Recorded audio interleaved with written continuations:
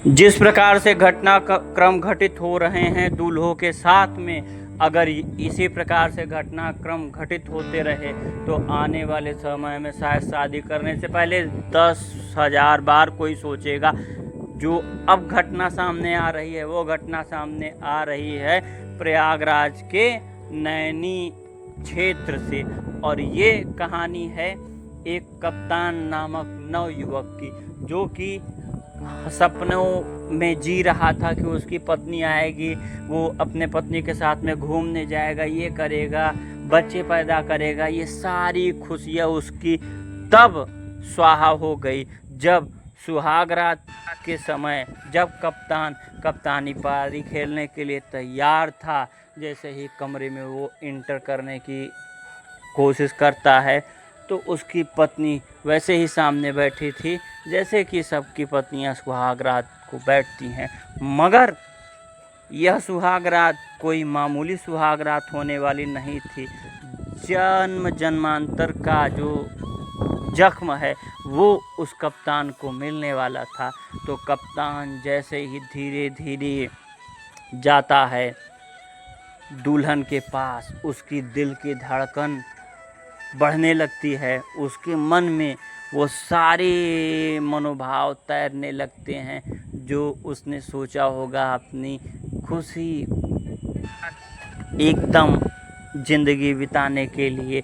उसके मन में हजारों प्रकार के जो मनोभाव थे वो खुशी के मनोभाव थे, मगर जैसे ही वह सेज के पास में जाता है और सेज पर बैठता है, तैसे ही दुल्हन रूपी एक ऐसी औरत जो कि सभी दुल्हनों पर कलंक है, वह कहती है कि अगर मुझे आए, अगर मेरे पास आए या मुझे छूने की कोशिश की तो 36 टुकड़े कर दूंगी। चाकू निकाल करके जैसे ही दिखाती है तैसे ही वह युवक सदमे में नहीं जाता है। वो सोचता है कि ये मजाक कर रही होगी, शायद प्रैंक हो रहा है, क्योंकि आजकल प्रैंक भी बहुत चलते हैं सोशल मीडिया पर, मगर ये प्रैंक नहीं था। बार बार ये वही दोहराती है और फिर उसे पता चलता है कि यह क्या हो गया उसके साथ में।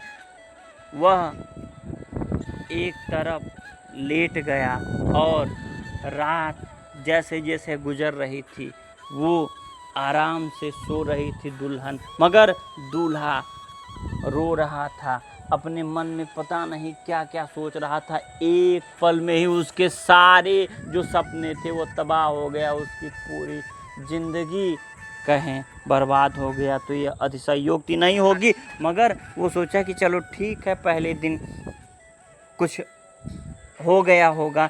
दूसरे दिन फिर वह औरत कहती है कि चलो केदारनाथ चलते हैं, और तब उसकी घंटी जलने लगी, क्योंकि अभी हाल ही में सोनम बेवफा निकल गई थी और राजा के साथ में जो घटना हुआ वो पूरे मीडिया में सुर्खियाँ मुर्खियाँ बनी थी। तो इससे उसके दिमाग में चटकना लगा और खटखट की आवाज़ उसके दिमाग में होने लगी, हजारों प्रकार के उसके मन में भाव तैरने लगे। वो फिर रात में जब जाता है तो वो कहती है, जब नहीं मानता है केदारनाथ के लिए, तब वह कहती है कि मेरे बहुत सारे मित्र हैं, दोस्त, यानी कि मैं कुछ कहना नहीं चाहता, कितने लड़के मेरे आगे पीछे हैं, वो कहती है, और मैं तुम्हारा काम तमाम कर दूंगी। उसकी पैरों तले से दोबारा ज़मीन खिसक गई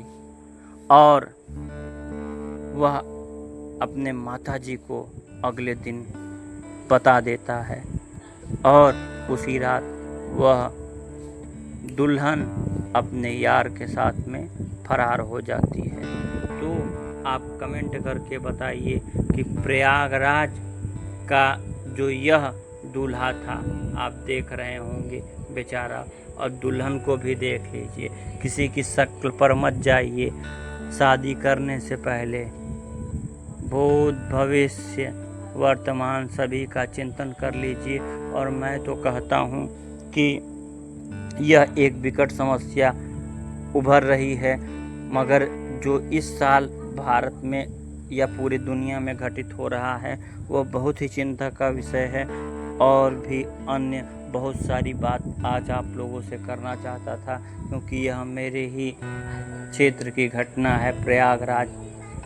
और इतना दुख हुआ कि जिसका मैं कल्पना नहीं कर सकता। चाहे वो सोनम जब बेवफा निकली थी तब, चाहे यह घटना देखकर, और आए दिन ऐसी घटनाएं अब आम होने लगी हैं। तो सुरक्षित रहिए, सतर्क रहिए, लाइक शेयर सब्सक्राइब करना मत भूलिए।